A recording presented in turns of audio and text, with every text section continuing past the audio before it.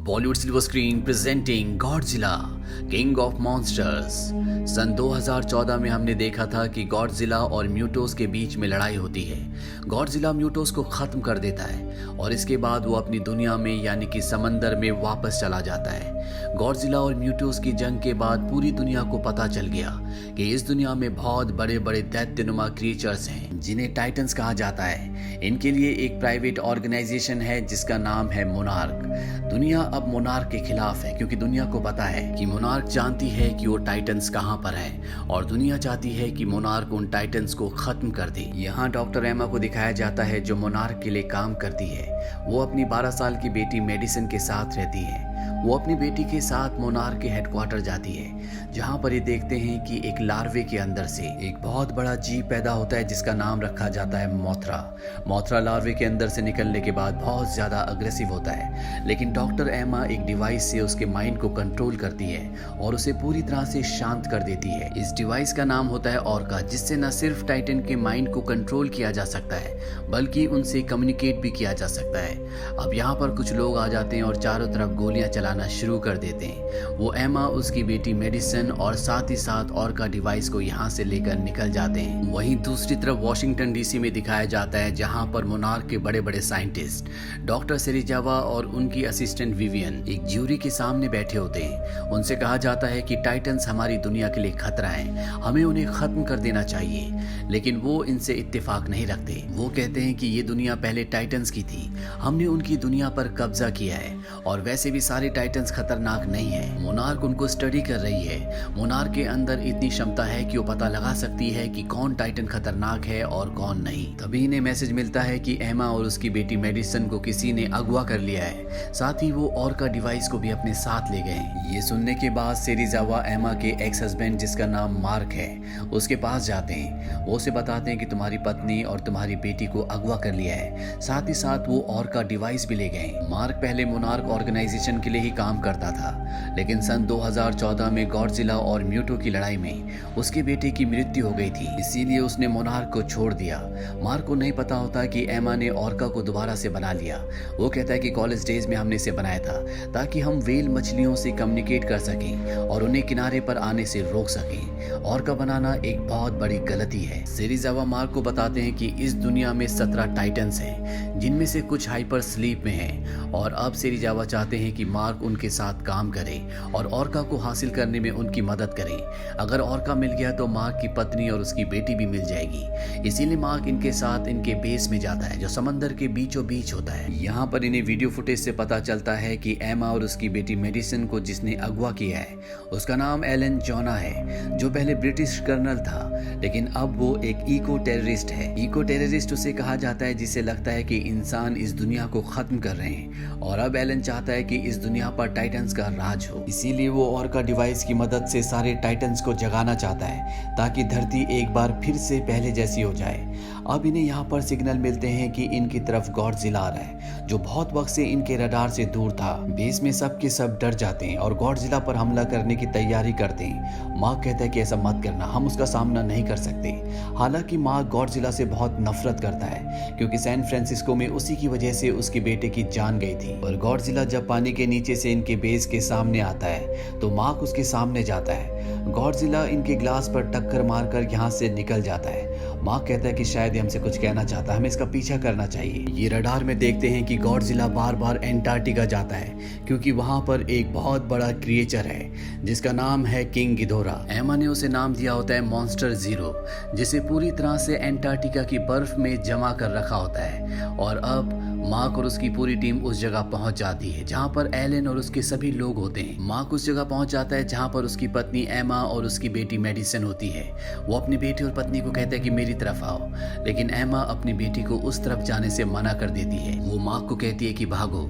इसके बाद वो रिमोट का बटन दबाती है और जहां पर मॉन्स्टर जीरो पूरी तरह से जमा हुआ होता है वहां पर ब्लास्ट होना शुरू हो जाते हैं। एमा अपनी बेटी को लेकर एलन के साथ यहाँ से हेलीकॉप्टर से निकल जाती है और अब यहाँ से सब के सब भागना शुरू कर देते हैं। मैक्स जब बाहर होता है तभी वो देखता है कि 3 मुंह वाला बहुत बड़ा क्रिएचर जिसका नाम मॉन्स्टर जीरो है वो जमीन के नीचे से ऊपर निकल रहा है और इससे पहले कि वो इन्हें मारता यहाँ पर गॉडजिला आ जाता है जो मॉन्स्टर जीरो से लड़ना शुरू कर देता है। इन दोनों के बीच में हजारों लाखों साल पुरानी दुश्मनी है। मॉन्स्टर जीरो गॉडजिला से ज्यादा ताकतवर होता है इसीलिए वो उसे नीचे गिरा देता है और अब वो इंसानों को मारना शुरू कर देता है। पर तभी यहाँ पर मोनार्क की फोर्सेस आ जाती हैं जो मॉन्स्टर जीरो पर हमला कर देती है और एक बार फिर से गॉडजिला उससे लड़ने के लिए ऊपर आ जाता है। ये देखकर मॉन्स्टर जीरो यहाँ से भाग जाता है और अब मैक्स और पूरी मोनार्क ऑर्गेनाइजेशन को ये समझ में आ जाता है कि एमा और उसकी बेटी का अपहरण नहीं हुआ बल्कि वो एलन के साथ मिली हुई है। अब इन्हें एमा का वीडियो कॉल आता है और वो इन सबको बताती है कि मैं एक एक करके बहुत जल्दी सभी टाइटन्स को आज़ाद कर दूंगी।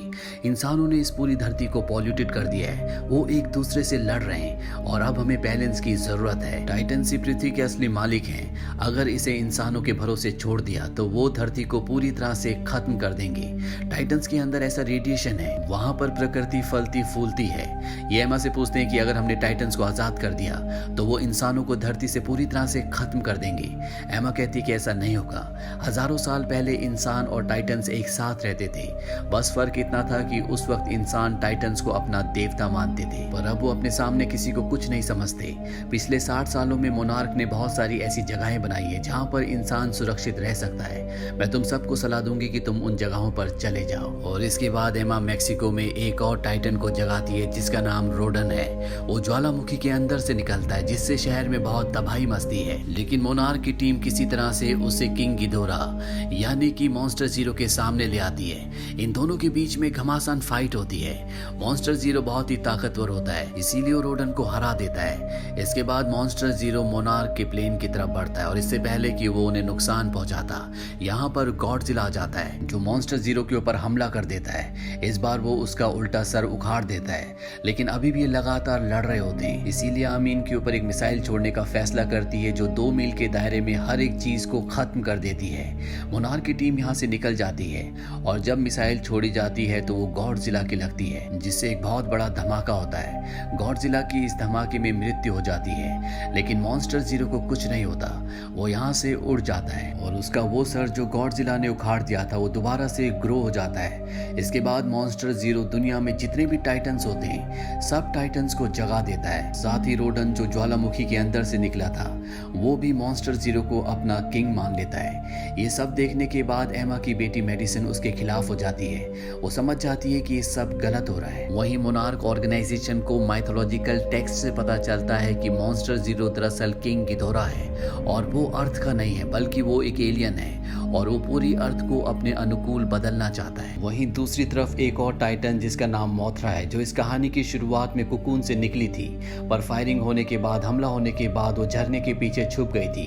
दरअसल उसने एक बार फिर से अपने आप को कुकून के अंदर समा लिया था और अब जबकि पूरी दुनिया के टाइटन्स जाग चुके हैं तो वो भी कुकून से बाहर आ जाती है जो कि एक बहुत ही विशाल फ्लाइंग टाइटन होती है। दरअसल ये टाइटन्स की रानी है। यहाँ पर मोनार्क को पता चलता है कि वो किसी को सिग्नल भेज रही है और जब वो सिग्नल को ट्रैक करते हैं तो उन्हें पता चलता है कि वो गॉडजिला को सिग्नल भेज रही है और गॉडजिला भी उसका जवाब दे रहा होता है, यानी कि गॉडजिला अभी भी जिंदा है।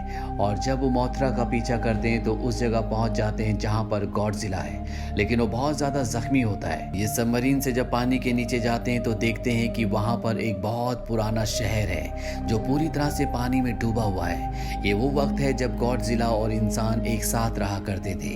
गॉडजिला इस धरती पर राज करता था। अब ये उस जगह पहुंच जाते हैं जहां पर गॉडजिला होता है। वो धरती के कोर से रेडिएशन को एब्जॉर्ब कर रहा होता है ताकि वो जल्दी से अपनी बॉडी को हील कर ले, लेकिन इस प्रोसेस में कई साल लगेंगे। इसीलिए मैक्स और डॉक्टर सेरिजावा ये फैसला करते हैं कि वो मिसाइल को ब्लास्ट करके इस जगह का रेडिएशन बहुत ज़्यादा बढ़ा देंगे जिससे गॉडजिला जल्दी हील हो जाएगा। लेकिन जब ये मिसाइल को लॉन्च करने की कोशिश करते हैं तो लॉन्च नहीं होती क्योंकि इनका सबमरीन ज़मीन से यानी कि तल से टकराया था। और अब एक ही रास्ता है कि कोई मिसाइल को लेकर लेकर गॉडजिला के पास जाए और मैन्युअली उसे वहां पर सेट कर दे।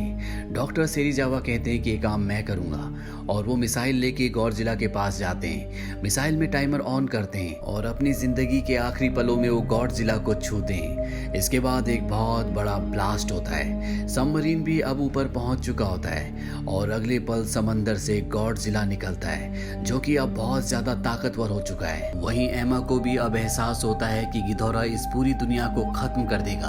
वो इंसानों के साथ मिलकर कभी भी नहीं रह सकता। लेकिन एलन अभी भी इस बात को नहीं मानता। पर एमा की बेटी मेडिसन इस जगह से ऑर्का डिवाइस लेकर निकल जाती है। वो उसे एक लाउड स्पीकर के साथ कनेक्ट करती है और उसकी फ्रीक्वेंसी को ऑन करती है ताकि सारे के सारे जितने भी टाइटन्स हैं वो सब के सब शांत हो जाएं। और कुछ ही देर में वहां पर गिदोरा आ जाता है और उस पूरी जगह को नष्ट कर देता है जहां पर मेडिसिन होती है। मेडिसिन ऑर्का डिवाइस को लेकर बाहर भागती है। गिदोरा उसे देख लेता है। वो ऑर्का डिवाइस को तोड़ देता है और इसके बाद वो मेडिसिन को मारने वाला होता है कि तब तक यहाँ पर गॉडजिला आ जाता है। गॉडजिला उस पर हमला करता है और इन दोनों के बीच में घमासान लड़ाई शुरू हो जाती है। पर गिदोरा अभी भी गॉडजिला से शक्तिशाली होता है, इसीलिए मोनार्क टीम गॉडजिला का साथ देती है। वो भी गिदोरा के ऊपर हमला करती है, लेकिन मोनार्क की टीम को जल्दी वापस लौटना पड़ता है क्योंकि इन्हें पता चल जाता है कि गॉडजिला का रेडिएशन लगातार बढ़ता ही जा रहा है और बहुत जल्दी वो फट जाएगा जिससे चारों तरफ तबाही मचेगी। अब यहाँ पर क्वीन मोथरा आ जाती है जो गॉडजिला की मदद करना चाहती है, लेकिन इससे पहले कि वो ऐसा करती, यहाँ पर रोडान जो कि ज्वालामुखी के अंदर से निकला था वो मोथरा के ऊपर हमला कर देता है, लेकिन मोथरा उसे खत्म कर देती है। वहीं गिदोरा ने पूरी तरह से गॉडजिला को ओवरपावर कर लिया होता है। वो गॉडजिला को उठाकर आसमान की गहराइयों में ले जाता है और वहां से फेंक देता है और अब गिदोरा गॉडजिला को मारने वाला होता है कि वहां पर मोथरा आ जाती है। मोथरा जानबूझकर गिदोरा के मुंह के सामने आ जाती है। वो उसे जलाकर राख कर देता है और उसकी जितनी भी एनर्जी होती है वो सब की सब गॉडजिला में ट्रांसफर हो जाती है। यानी कि गॉडजिला को बचाने के लिए उसने अपने आप को सेक्रीफाइस किया होता है। गॉडजिला हील तो हो रहा होता है लेकिन अभी भी गिदोरा उस पर लगातार हमला कर रहा होता है। यहाँ पर एमा भी आ जाती है जो मार्क से मिलती है। ये दोनों अपनी बेटी मेडिसिन को ढूंढ लेते हैं। साथ ही इनके पास और का डिवाइस भी है जो टूटा हुआ होता है। ये उसे रिपेयर करते हैं ताकि गिदोरा का ध्यान अपनी तरफ आकर्षित कर सके। और जैसे ही और का रिपेयर होता है एमा उसकी फ्रीक्वेंसी को बढ़ा देती है जिससे गिदोरा का ध्यान उसकी तरफ आकर्षित होता है। वो गॉडजिला को छोड़कर इनके पीछे आता है। एमा सबकी जान बचाने के लिए ऑर्का को गाड़ी में लेकर यहाँ से निकल जाती है और जल्दी गिदोरा उस तक पहुंच जाता है। वो उसे मार देता है। अब यहाँ पर गॉडजिला भी आ जाता है जो पहले से बहुत ज्यादा पावरफुल हो चुका है। उसकी बॉडी से आग निकल रही होती है और जब वो गिदोरा के ऊपर हमला करता है तो गिदोरा उसके हमले के आगे टिक नहीं पाता। गॉडजिला गिदोरा को मार देता है। गिदोरा के मरते यहाँ पर जितने भी टाइटन्स होते हैं वो सब के सब गॉडजिला के पास आ जाते हैं और अपना सर झुका लेते हैं, यानी कि उन्होंने गॉडजिला को अपना असली किंग मान लिया है। ये सब कुछ शांत होने के बाद हमें मोनार्क की फाइल दिखाई जाती है जिससे हमें पता चलता है कि टाइटन्स अब धरती को हील करने में इंसानों की मदद कर रहे हैं। साथ ही मोनार्क ऑर्गेनाइजेशन को एक अंडा भी मिलता है जो कि क्वीन मोथरा का होता है। हमें यह भी बताया जाता है कि जितने भी टाइटन्स होते हैं वो सब के सब स्कल आइलैंड पर जाते हैं जहाँ का राजा कॉन्ग है। यहाँ गुफाओं में हमें कुछ पेंटिंग्स भी दिखाई जाती है जिसमें कॉन्ग और गॉडजिला आपस में लड़ रहे होते हैं। पोस्ट क्रेडिट सीन में हमें दिखाया जाता है कि एलन मैक्सिको में गिदोरा का कटा हुआ सिर खरीद रहा है क्योंकि वो उससे कुछ ना कुछ एक्सपेरिमेंट्स करना चाहता है। तो ये थी पूरी कहानी गॉडजिला किंग ऑफ मॉन्स्टर्स की। ये मूवी ईयर 2019 में रिलीज हुई थी।